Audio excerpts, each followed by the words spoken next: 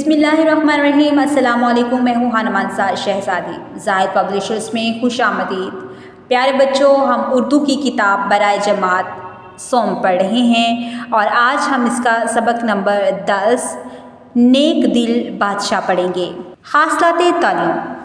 اس سبق کی تکمیل کے بعد طلباء اس قابل ہو جائیں گے کہ وہ کسی کہانی، نظم یا واقعہ کو اپنے الفاظ میں درست لب و لہجہ میں بیان کر سکیں، کثیر الاستعمال الفاظ کے ہجے پہچان سکیں، سادہ اور مرکب جملوں پر مشتمل عبارت پڑھ سکیں، مضمون لکھ سکیں، 8 سے 10 جملے، مذکر کے مؤنث اور مؤنث کے مذکر کو پہچان کر استعمال کر سکیں، لغت میں حروف تہجی کی ترتیب سے الفاظ کے معنی تلاش کر سکیں۔ پڑھنے سے پہلے بتائیں، کیا آپ نے پہلے نور الدین زنگی کا نام سنا ہے؟ کیا آپ جانتے ہیں سلطان نور الدین زنگی ایک عظیم مسلم حکمران، بہادر سپہ سالار اور عادل بادشاہ تھے، جنہوں نے اپنی زندگی اسلام اور مسلمانوں کی خدمت کے لیے وقف کر دی۔ خاص الفاظ: انصاف، مقابلہ، تربیت، سلطنت، حکمران۔ سلطان نور الدین زنگی اپنی بہادری، انصاف اور دین کی محبت کی وجہ سے مشہور ہیں۔ انہوں نے صلیبی جنگوں میں مسیحیوں کے خلاف لڑائی لڑی اور بیت المقدس کو آزاد کرانے کی راہ ہموار کی۔ ان کی زندگی ہمیں ہمت، ایمان اور نیکی کا سبق دیتی ہے۔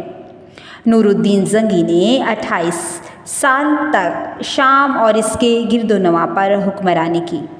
وہ زنگی سلطنت کے بانی عماد الدین زنگی کے بیٹے تھے۔ ان کا پورا نام ابو القاسم محمود بن عماد الدین زنگی تھا۔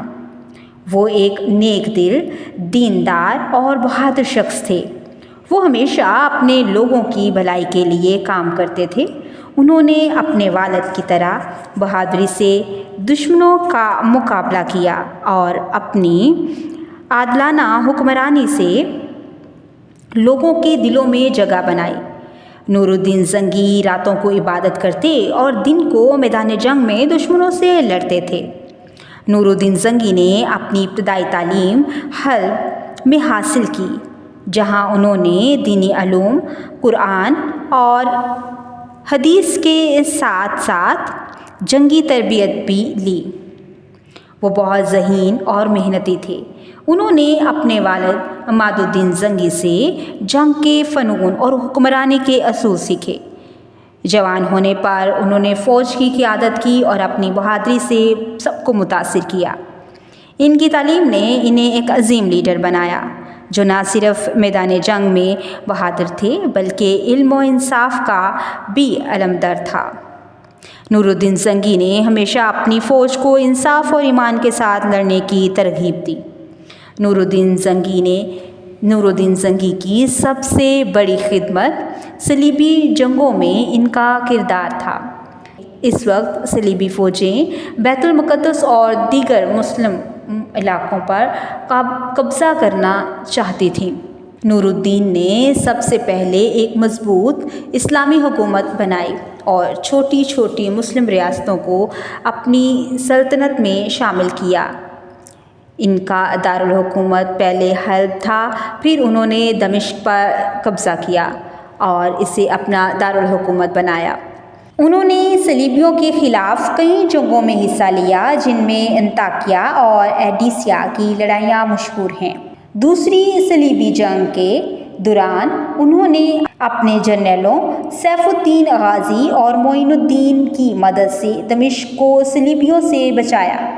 پھر انہوں نے مصر پر قبضہ کیا اور فاطمی حکومت کا خاتمہ کیا، جو بیت المقدس کی فتح کی راہ ہموار کرنے میں اہم تھا۔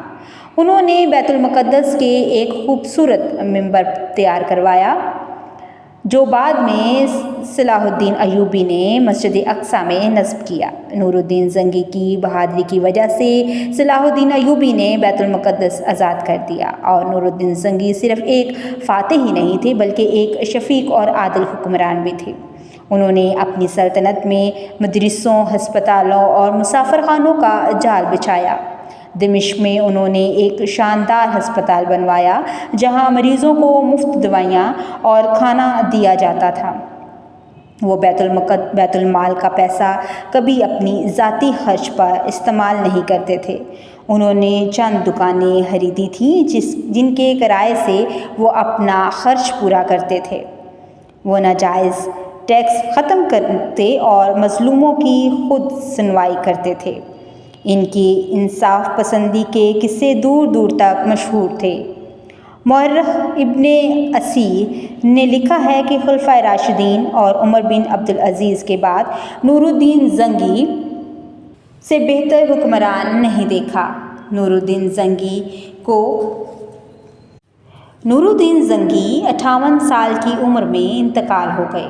وہ بیت المقدس کو آزاد نہ کر سکے، لیکن ان کی بنائی ہوئی مضبوط سلطنت کی بدولت صلاح الدین ایوبی نے یہ خواب پورا کیا۔ نور الدین بیماری کی وجہ سے بستر پر انتقال کر گئے۔ لوگوں نے ان کی شہادت کی تمنا کی وجہ سے انہیں نور الدین شہید کا لقب دیا۔ پیارے بچوں، آج ہم نے ایک نیک دل بادشاہ سلطان نور الدین زنگی کے بارے میں اور ان کی بہادری کے بہت ہی دلچسپ واقعات کو غور سے سنا بھی ہے اور آپ نے میرے ساتھ پڑھنے کی کوشش بھی کی ہے۔